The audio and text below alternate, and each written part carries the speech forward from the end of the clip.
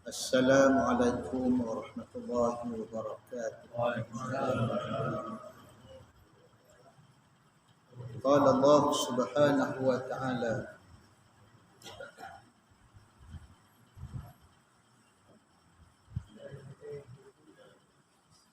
ba'da a'udzu billahi minasy syaithanir rajim.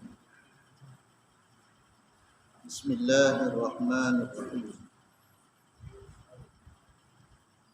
Wa laqad ba'athna fi kulli ummatin rasulan an ya'budullaha wajtanibut taghut. Dan demi sesungguhnya kami utuskan bagi tiap-tiap umat itu rasul, bagi ia mengajak umatnya itu menyembah akan Allah dan menjauhkan mereka daripada taghut, yakni sembahan-sembahan yang lain daripada Allah. Tuan-tuan muslimin yang dirahmati dan dikasihi oleh Allah sekalian, pada siri yang lepas kita telah bincangkan tentang sifat Nabi sallallahu alaihi wasallam itu benar.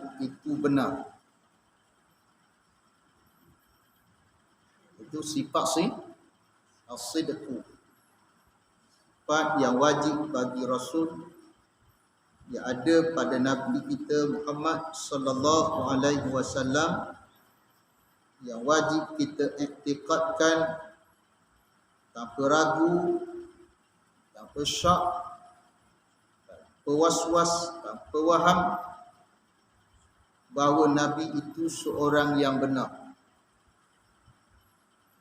Tiap-tiap barang yang dikhabarnya dari segala ahwal ni ialah keadaan.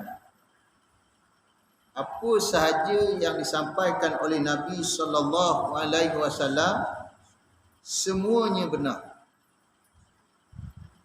Nabi bercakap benar. Mustahil Nabi itu berdusta. Kalau ada orang kata Nabi juga ada menipu, ada orang kata Nabi Muhammad pernah menipu, itu mustahil. Yang kena tolak pandangan tersebut. Nabi tidak menipu dan tidak mengajar orang menipu, walaupun dalam bergurau. Dalam bergurau. Nabi SAW pernah bergurau dengan seorang wanita yang tua.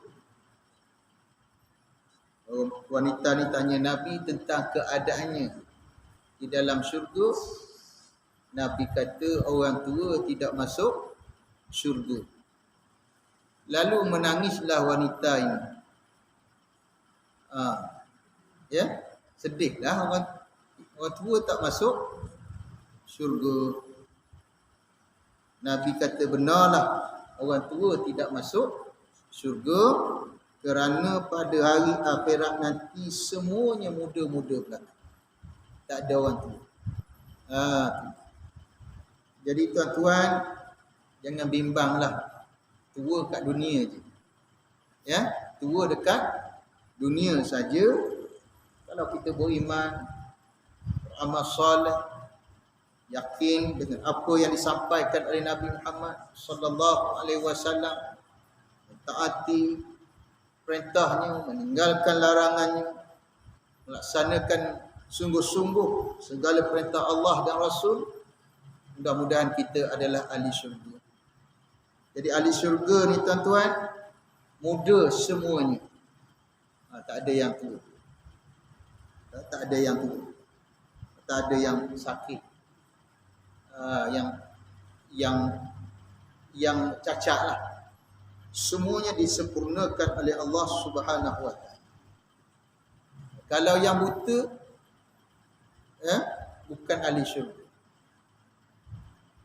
Dalam Quran Allah Ta'ala naqalkan satu pertanyaan manusia, lima hasyartani a'ma wa laqad kuntu basira. Ya Allah, kenapa engkau bangkitkan aku pada hari kiamat dalam keadaan buta, sedangkan aku di dunia dulu melihat. Tu dia. Ada manusia masa dunia dia jelek, tapi dari akhirat dia buta. Apa sebabnya? Allah Ta'ala jawab, kadzalikal yauma tunsa. Demikianlah kamu pada hari ini dilupakan. Allah tak peduli kamu. Tak perlu pun jelek. Sebab di dunia dulu mata jelek membuat buta. Mata jelek nak mari masjid tak nampak. Macam gelap malam semua, siang buta, malam buta. Nak datang majlis ilmu, mata buta, tak nampak. Telinga pekak. Telinga pekak. Ini bukan ahli syurga. Ahli syurga sempurna penglihatannya, sempurna mata hatinya, sempurna pendengarannya.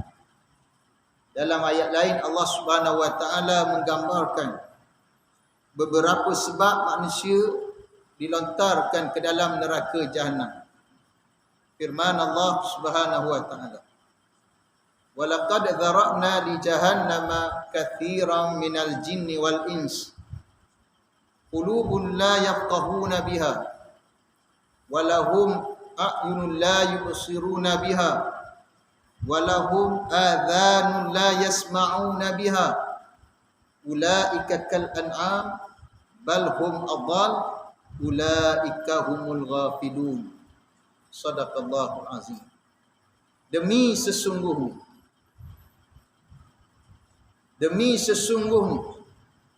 kami, yakni Allah, campakkan mereka, orang-orang kafir, orang-orang yang ingkar, orang-orang yang buat maksiat, orang-orang yang langgar perintah Allah Ta'ala, dalam neraka jahanam. Terdiri daripada jin dan manusia. Terdiri daripada jin dan manusia. Allah sebut jin dulu, barulah manusia. Kerana ramainya jin. Ramainya jin nak dinisbah kepada manusia. Manusia ramai dah.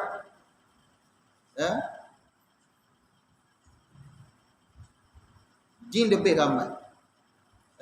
Ikut dikabarkan para ulama, atas 1000, jin 999,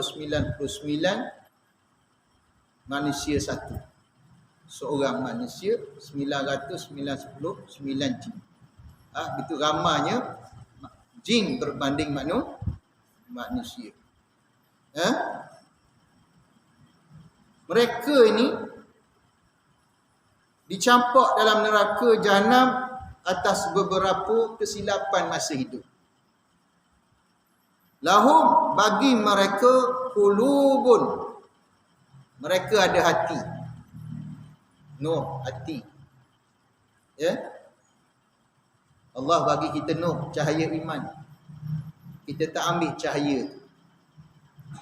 Allah bagi cahaya Islam, kita tak ambil cahaya.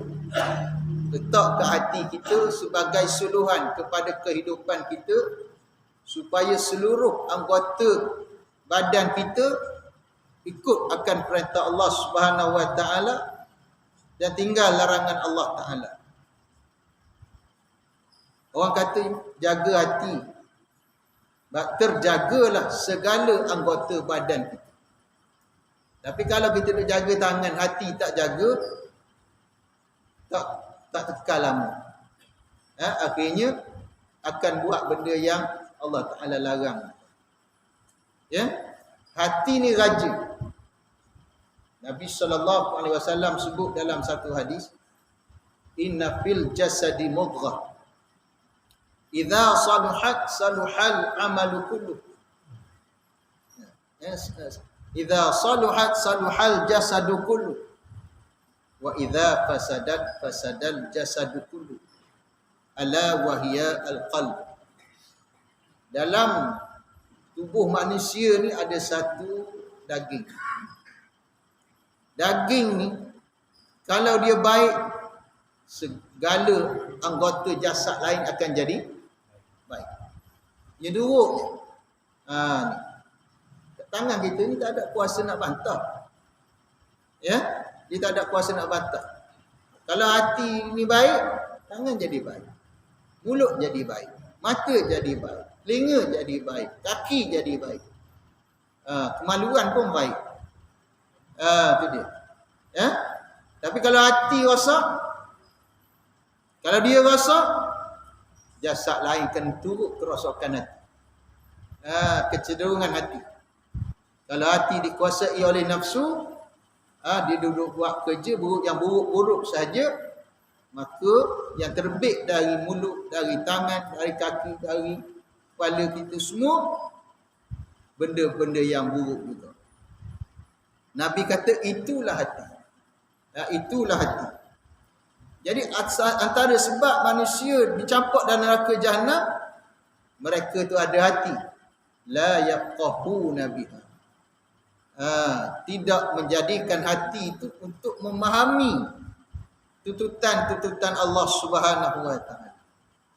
Tak faham tentang apa yang Allah tegaskan dalam Quran. Ya? Tak faham apa yang diajar oleh Nabi sallallahu alaihi wasallam. Hati itu menolak nur, menolak cahaya Allah Subhanahu wa taala untuk menuntun manusia kepada kebaikan. Itu sebab Allah bakar dia dalam api neraka. Wal iyazabillah. Ini sebab, ya. Kalau hati itu jauh dengan rumah Allah, hati jauh dengan rumah Allah. Walaupun rumah tu seberang jalan masjid, tak sampai dia ke masjid. Tidak sampai. Sebab apa? Hatinya jauh. Tapi katalah nak pergi Kelong, Port Dickson lah. Saya baru balik Port Dickson. Berkelak di Port Dickson. Ambil bawa anak bini berkelak. Ya? Tempat orang tak ada lah. Pergi tempat orang ramai, bimbang juga. Kita pergi tempat orang kurang. Tempat kita tepak. Ya? Okey. Tuan-tuan. Walaupun jauh, boleh sampai. Habis duit. So, asal nafsu suka. Hati suka. Tapi kalau rumah Allah, malam ni ada kuliah sampai dalam WhatsApp. WhatsApp kampung kita. Kuliah Ustaz Muhammad Isu. Tak nak pergi aku. Meluak aku tengok ustaz tu. Hati tak suka, takkan sampai. Walau rekat, walau maklumat tu sampai. Sebab hatinya jauh. Jadi bantulah hati kita untuk kenal Allah Subhanahu wa taala. Dengan kenal diri. Aku ni hamba Allah. Aku ni ada tugas dan tanggung jawab semasa di dunia ni. Dan aku akan ditanya semua pekerjaan aku di dunia. Aku akan soal siasat oleh Allah Ta'ala. Amalan aku ini akan ditimbang, dibentang di depan Allah Subhanahu Wa Ta'ala. Tiap-tiap yang baik, tiap-tiap yang buruk, semuanya datang. Sebab hari akhirat nanti ada orang nak tanya Allah Ta'ala, ma li hadzal kitab la yughadiru saghiratan wala kabiratan illa ahsaha wa wajadu ma amilu hadira wala yuzlimu rabbuka ahada. Ada manusia tanya, ya Allah, apa nama ni? Semua ada aku buat atas dunia. Yang aku buat kecil atau besar, semua ada terbentang di depan Allah Subhanahu wa taala. Tidak tertinggal satu pun. Allah Taala tanya, adakah aku zalimi kamu? Adakah aku ni buat nyanyi kepada kamu? Saat malaikat yang kutulis arahkan untuk tulis amalan, adakah yang tertinggal atau yang terkurang?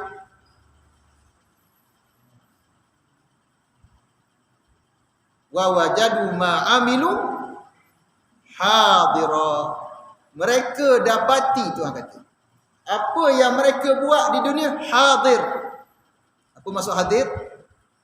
Datang, ada semua, congek-congek, cokok-cokok. Faman ya'mal mithqala dzarratin khairan yara. Barang siapa buat yang baik walau sebesar zarah, sebesar atom, tak nampak, molekul-molekul yang halus. Hari akhirat nanti Allah akan tunjuk berbesar, akan nampak amalan yang kita buat. Wa man ya'mal mithqala dzarratin syarran yara. Barang siapa yang buat jahat walau sebesar zarah, cik juga buat jahat, dia akan diperlihatkan juga dengan sebesar-besar kejahatan di hari akhirat. Nampak semua. Jadi hadir. Seluruh kerja buat kita akan hadir. Allah Ta'ala sebut, ya, wala yazlimu rabbuka ahada. Allah tidak menzalimi seseorang pun di kalangan kamu. Allah tidak zalim. Allah tidak khianat, mengazab orang yang taat. Walaupun sifat harus bagi Allah Ta'ala memasukkan orang beriman ke dalam neraka, harus bagi Allah Ta'ala memasukkan orang kafir ke dalam syurga. Moga dia maha mutlak, memiliki segala sesuatu. Tapi Allah Ta'ala kata, apa Allah Ta'ala kata? Wala yazlimu rabbuka ahada. Allah tidak zalim. Allah tidak akan khianati seseorang. Semua akibat perbuatan manusia itu sendiri. Dalam ayat lain Allah Ta'ala sebut, ma tuqaddimu li anfusikum min khairin tajiduhu indallah. Apa yang kamu buat masa di dunia, masa kamu buat di dunia ni, membuat apa, semua akan datang ada di sisi Allah Ta'ala. Jangan bimbang. Yang kamu buat baik, yang tak dihargai, yang tidak dipandang oleh manusia, yang tak dicap terima kasih oleh sesiapa, jangan bimbang. Ada di sisi Allah. Tajiduhu Allah, ada di sisi Allah.